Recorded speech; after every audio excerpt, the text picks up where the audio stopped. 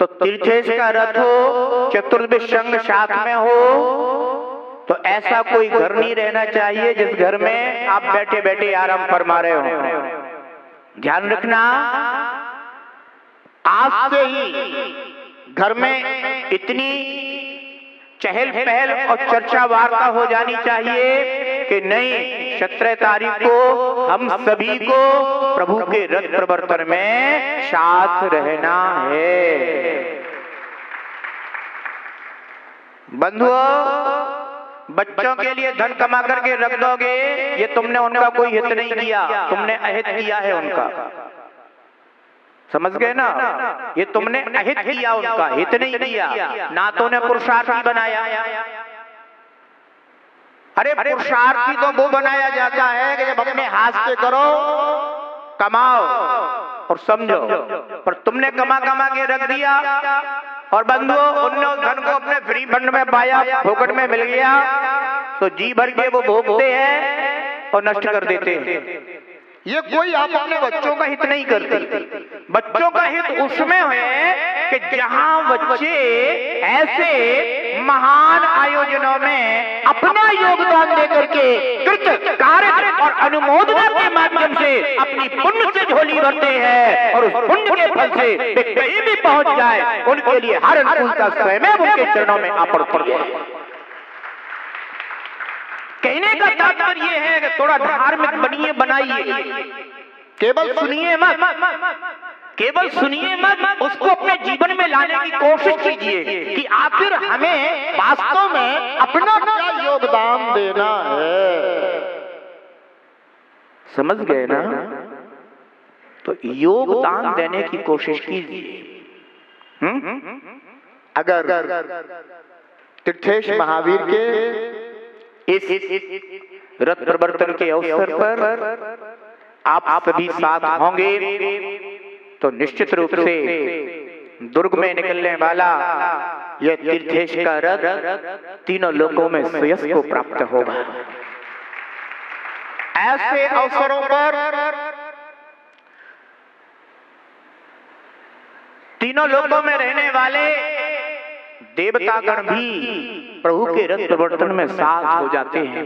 कह रहे भाई, इस मध्यलोक में तीर्थेश का रथ प्रवर्तन हो रहा है, निर्विघ्न शानंद वह कार्य संपन्न हो, इसके लिए वो भी इंतजार करते हैं और वो भी साथ होते हैं। वो तो ये पंचम काल है, तो इस पंचम काल में वो अपने को नजर नहीं आते, दिखाई नहीं देते, इसलिए अपन को लगता है कि पता कोई नहीं होगा। पर ध्यान रखना, जहाँ तीर्थेश होते हैं उनके भक्त वहां पर अवश्य होते हैं। और देवगण तो भक्त ही नहीं, वे तो उनके परम भक्त होते हैं। ध्यान रखना, एक बार अपन भक्ति कोटि में आ सकते हैं, पर देवगण तो उनके परम भक्त होते हैं। इसलिए हम भी भक्त ही नहीं, परम भक्त बने और जिनेंद्र भगवान के इस है ना कल्याण के अवसर पर हम अपना पूर्ण उत्साह और उल्लास के साथ है ना इस जन्मोत्सव को अपन मनाएं, तो निश्चित रूप से हमारा भी कुछ योगदान प्रभु के चरणों में और जिन शासन के लिए समर्पित हो सकेगा। ये धर्म का रथ श्रमण और श्रावकों को पंचम काल के अंत तक ले जाना है। समझ गए ना? और उस योगदान में हम सभी का अवश्य ही, हम सभी की सहभागिता अवश्य होनी चाहिए, क्योंकि समय हो चुका था और प्रवचन का कोई ज्यादा समय नहीं बचा था। इसलिए हमने सोचा कि अब अपना विषय कल बोलेंगे। जो हमारा विषय चल रहा है उपासना संस्कार के अंतर्गत, और आज तो केवल हमें प्रेरणा ही आप लोगों के लिए देना थी। आज तीन लोक के नाथ श्रीमती नाथ भगवान का हम सभी ने बड़े ही उल्लास उत्साह के साथ, बड़ी भावना के साथ 4 कल्याणकों का उत्सव पूर्व महोत्सव मनाया है। यह प्रभु के चारों कल्याण हमारे लिए चारों गतियों से मुक्ति में कारण बने, चार कसायों से मुक्ति में कारण बने और हमें भी पंचम गति की प्राप्ति हो और आत्मा के अकसाय स्वभाव का हमारे लिए भी अनुभव हो। इसी भावना के साथ हाँ, एक बात और कहना था।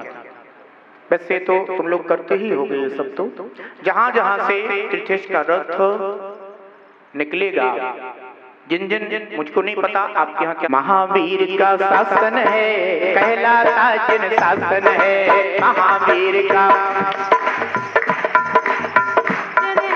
रत्नधारी जैसा शासन का अनुशासन है, शासन का अनुशासन है। रथ महावीरा का हो, रथ महावीरा का हर भक्त बढ़ाए रे, जीवन है पानी की बूंद सब मिट जाए रे, जीवन है पानी की बूंद सब मिट जाए रे।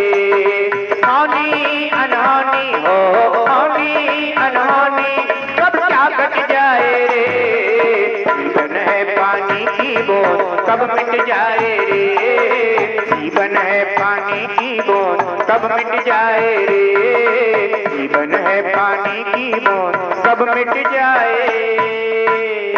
जय बोले ब्रजराज श्री शांतिनाथ भगवान की, जय बोले ब्रजराज श्री सुमतिनाथ भगवान की, जय बोले ब्रजराज श्री महावीर भगवान की, परम पूजनीय आचार्य भगवान श्री पूजपाद स्वामी की, परम पूजनीय सूर्य कक्षाचार्य गुरुदेव श्री अक्षर वीराक्षा गुरुजी महाराज की, जिनागम पंथ जयवंत हो।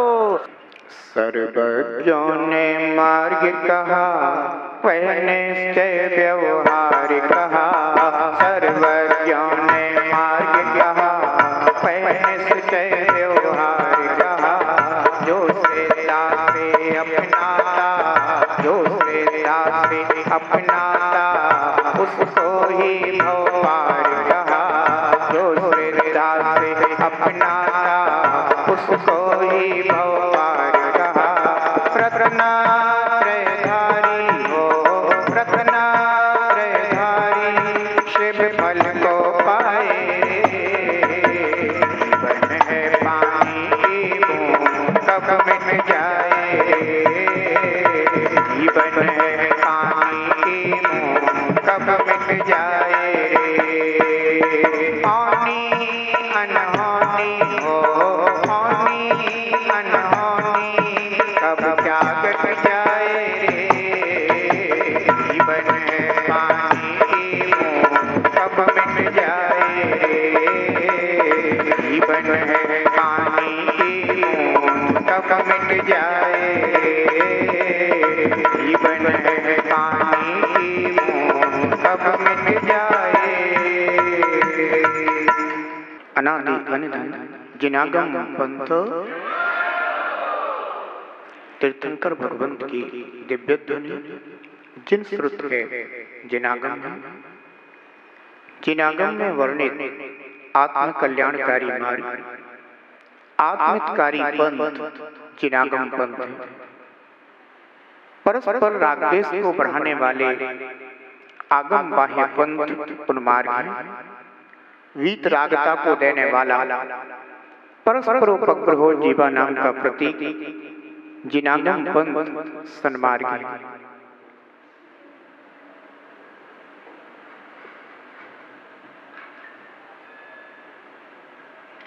पूर्ण आत्मशुद्धि की भावना करने वाला भव्य जीव जिनेंद्र भगवान के द्वारा बताए हुए मार्ग को स्वीकार करता है।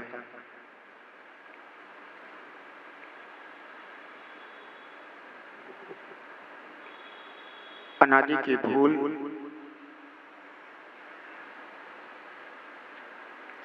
शरीर और आत्मा को एक मानने की रही है।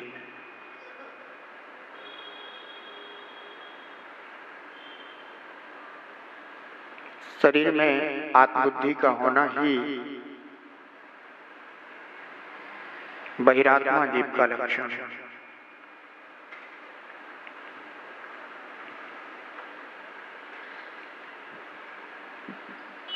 बहुत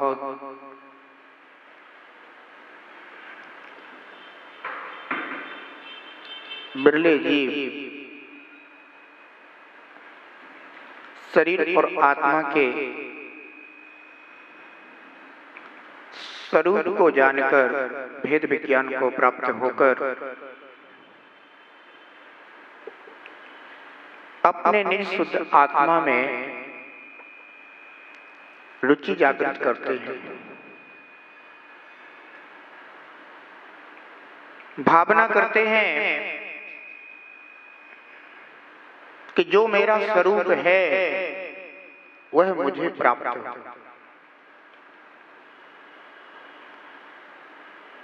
स्वरूप का निर्णय स्वरूप की प्राप्ति नहीं है,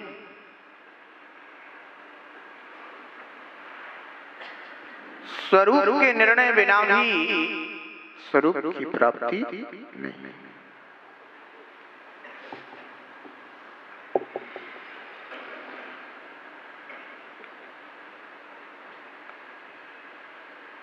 जो जीव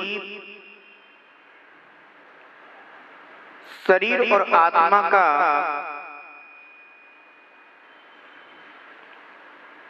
स्वरूप जानकर भेद विज्ञान को प्राप्त होकर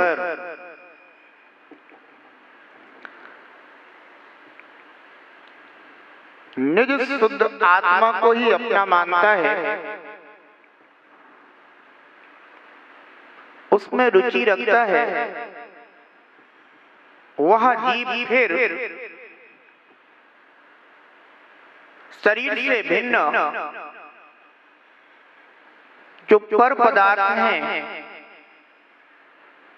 उनमें उदासीन हो जाता है।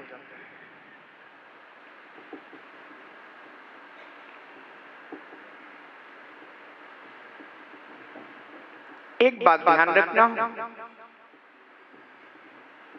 सम्यक दृष्टि जीव को उदासीन कहा जाता है, पर सम्यक दृष्टि जीव सर्वथा उदासीन नहीं होता।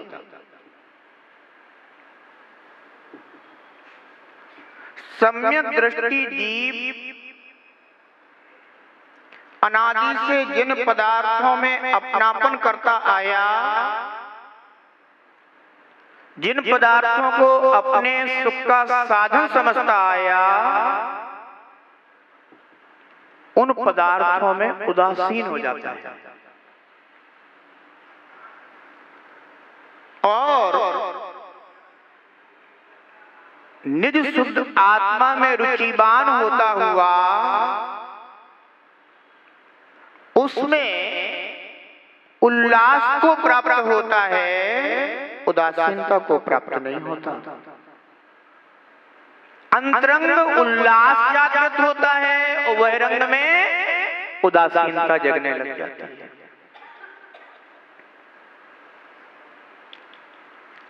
जिस जीव ने अपने सहज ज्ञान दर्शन शुद्ध स्वभावी आत्मा का निर्णय किया है और उसमें रुचि जगाई है, प्राप्ति की भावना की है, ऐसा जीव विचार करता है कि मैं अपने पूर्ण शुद्ध स्वभाव को कैसे प्राप्त करूं। जब वह ऐसा विचार करता है, चिंतन करता है, तो सोचता है कि मेरे स्वभाव की मलिनता में कारण क्या है। जो मेरे शुद्ध आत्मा के मलिनता में कारण है, मुझे उन कारणों का उपाय से अभाव करना होगा।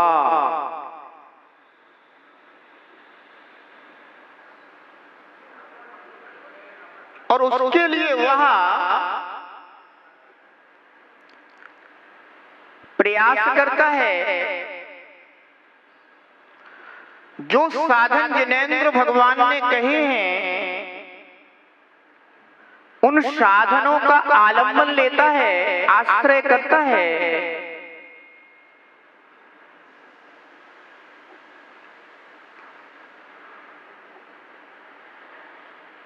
सच बात तो यह है इस जीव ने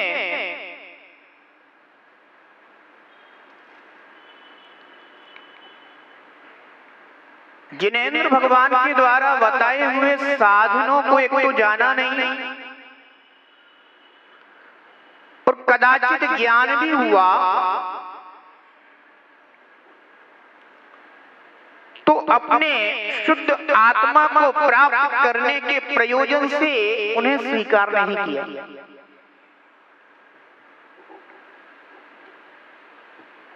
जिनागम में जो व्रत नियम संयम आदि का कथन आता है वह कथन जिनेंद्र देव की वाणी में कोई अन्यथा कथन नहीं, वह आत्मशुद्धि के संकल्प से जागृत हुआ उपाय है जो जीव के लिए पूर्ण आत्मशुद्धि की प्राप्ति में साधन बनता है।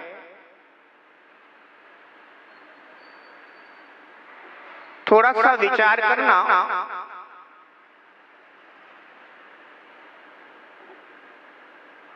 कि जीवन में एक सम्यक दृष्टि जीव के जीवन में व्रत नियम संयम की क्या महत्ता है।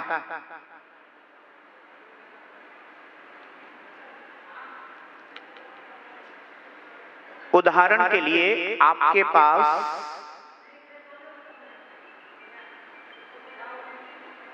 एक वस्त्र है जो मलिन है, मैल से जकड़ा हुआ है, ठीक है ना। उस मलिन वस्त्र को देखकर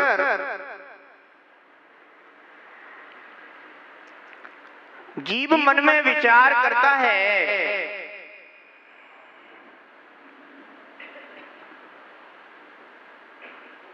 कि यह